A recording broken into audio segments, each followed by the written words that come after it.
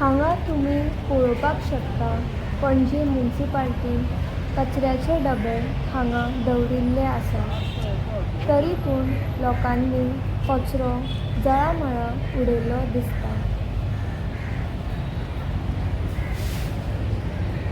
तुमच्या मुखार आसा पणजे फेरीबोट धक्याचो जागो आनी तुमी पळोवंक शकता जळीमळी कचरो घाण पसरल्या.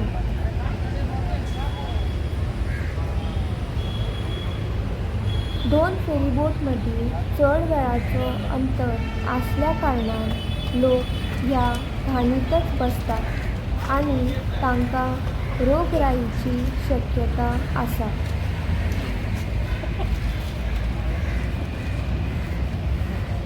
ह्या खातीर प्रशासनान हो परिसर जाता तितल्या बेगीन नितळ करचो ही तांकां विनंती.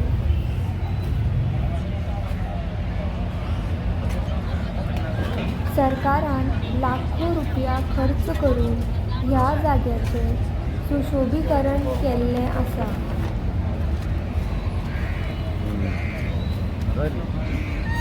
पूण ही सोबीतकाय अशा घाणेरड्या लोकांनी विद्रूप करून सोडिल्ली आसा.